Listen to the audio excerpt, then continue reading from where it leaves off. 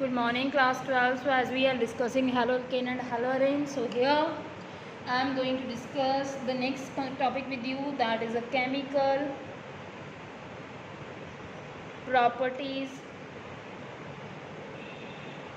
of haloarene. So this is the next thing which I am going to discuss with you, chemical properties of haloarene. Okay. Now the question is first of all, why haloarene are less reactive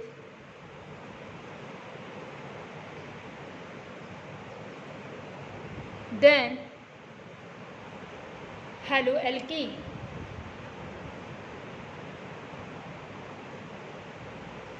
This is our question. That whenever we talk about haloarene chemical properties, then we observe that haloalkane is having very much less reactive chemical properties as compared to haloalkane. So for this we are having lots of reason for halo. Okay, the first is the resonance effect. The first reason is resonance effect. Okay, now what is resonance effect? As we know, haloarene, that means halogen with benzene. So this is halogen with benzene. Okay, I have put a halogen with benzene, that means chlorobenzene. Okay, so here you can see what is there. Chlorine you already know, chlorine के ऊपर जो होते हैं, chlorine is having 3 unpaired electron. Okay, chlorine के ऊपर 3 pair of electron होते हैं. Unpaired नहीं बोलोगे, 3 पेयर ऑफ इलेक्ट्रॉन होते हैं. ओके, 3 लोन पेयर होते हैं क्लोरीन के ऊपर. Now what will happen, as benzene is having double bond, so the lone pair that is present over chlorine that get resonated with the benzene. When it undergo resonance with the benzene, then the structures which we get, that I am going to make. This pair of electron gets shifted over the bond that is present in chlorine and carbon. A single bond is already there, another bond will be formed here. This double bond gets shifted to this carbon, and we will have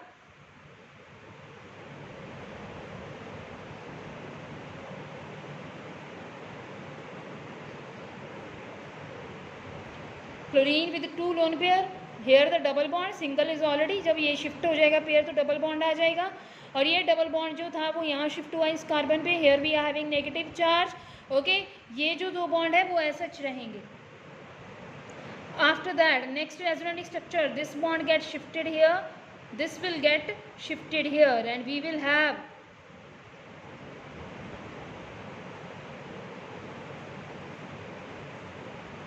double bond, negative charge, double bond. So the next, this gets shifted here, this gets shifted here, so we will have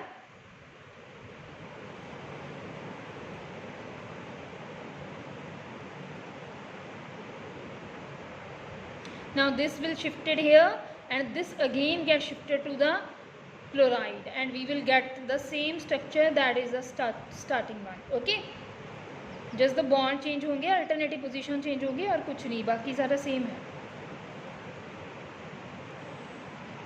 so you can see what is observation from the resonance effect, that जब मैं haloalkene की बात करती हूँ, अब हेलोएल्कीन में क्या है, दैट मीन्स अल्काइल हैलाइड की बात करती हूँ, उसमें जो अल्काइल हैलाइड, अल्काइल और हेलोजन के बीच जो बॉन्ड है उसमें कोई रेजोनेंस नहीं है.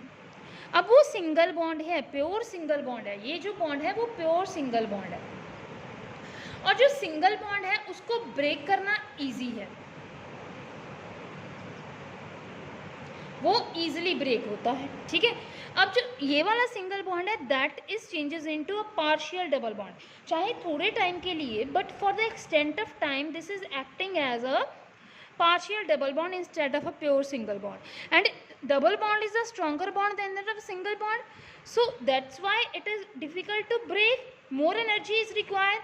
If more energy is required, definitely the bond will be break later on, easily break नहीं होगा.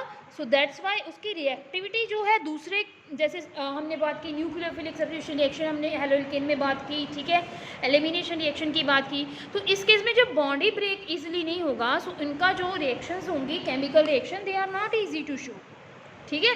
तो फर्स्ट कंसेप्ट क्लियर है, रेजोनेंस। नेक्स्ट कंसेप्ट हमारा यहाँ पे आएगा, नेक्स्ट रीजन आएगा, that will be the difference in hybridisation.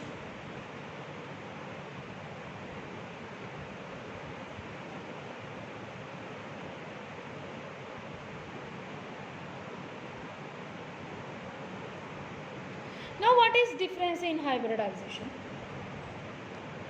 As we know, जब मैं अल्काइल हैलाइड की बात करती हूँ, इन केस ऑफ अल्काइल हैलाइड, आप कोई भी अल्काइल हैलाइड ले लो, ठीक है, CH3 CH2 ले लिया या CH3 ले लिया।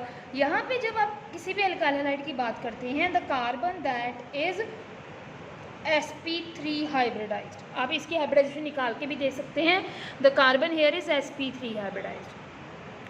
When a carbon is sp3 hybridized, that means S character is 25% and P character is 75%, like this.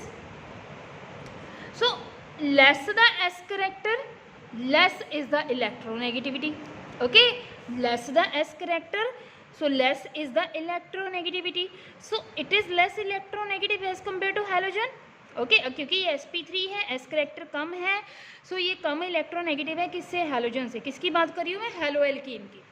So if it is less electronegative than that of halogen, then the bond pair that is present between alkyl halide and halogen, I am repeating again, then the bond pair that is present between alkyl halide and halogen, that is more tilted toward what, halogen, क्योंकि halogen तो electronegative होता ही है। So the chances of the bond to break easily, right, क्योंकि halogen electronegative अपनी तरफ खींचेगा, इसकी इलेक्ट्रोनेगेटिविटी कम है, so bond will break easily, okay. This is sp3। Now when I will say haloarene की मैं बात करती हूँ अभी, when I will talk about haloarene, so in case of haloarine, what is the observation?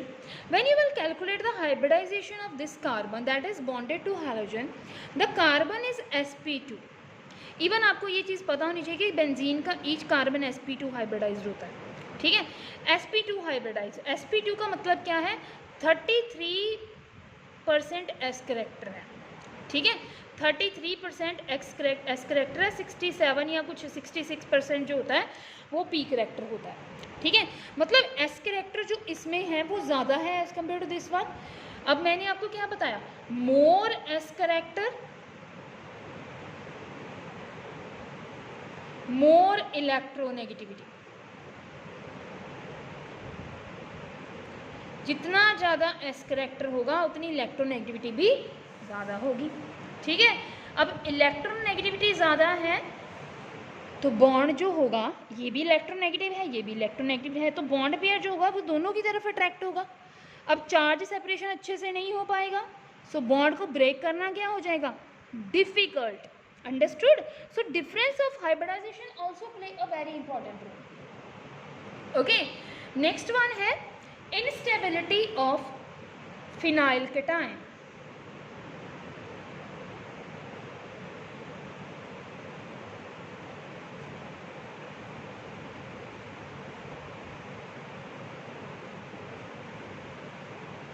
What is the meaning of instability of phenyl cation?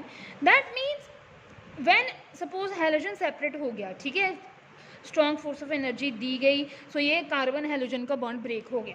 So what will happen when the bond will break, okay, ये हमारा halogen है, ठीक है, that is attached with benzene, ये bond break हो गया और जो ये ब्रेक हुआ तो ये इलेक्ट्रॉन अपने साथ लेके गया, then what will be there, we are having phenyl with positive charge, benzene with positive charge, this is known as phenyl cation. इसको ऐसे भी लिख सकते हैं C6H5 पॉजिटिव, बात सेम है, और साथ में Cl negative. So the benzene bearing positive charge is unstable, क्योंकि ये बेंजीन को एक इलेक्ट्रॉन रिच कंपाउंड माना जाता है। अगर इलेक्ट्रॉन रिच कंपाउंड के ऊपर पॉजिटिव चार्ज है, दैट मीन्स वो जो रिएक्शन वो फॉरवर्ड को फेवरेबल नहीं होगी, वो अनस्टेबल होगी।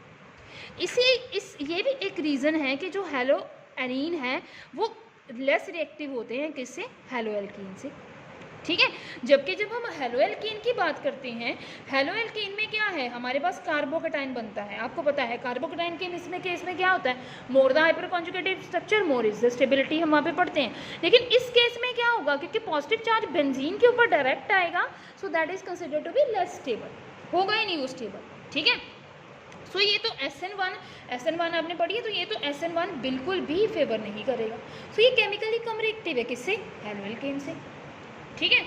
अब और इसका रीजन है, नेक्स्ट वन है रिपल्शन। नेक्स्ट पेज पे I am going to discuss.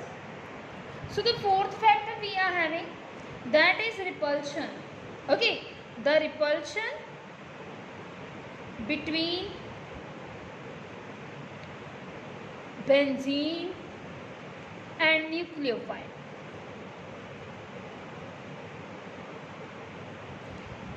Now why there will be repulsion between benzene and nucleophile? Now if we are having benzene, ठीक है, अब बेंजीन जो है एक इलेक्ट्रॉन रिच कंपाउंड है माना जाता है।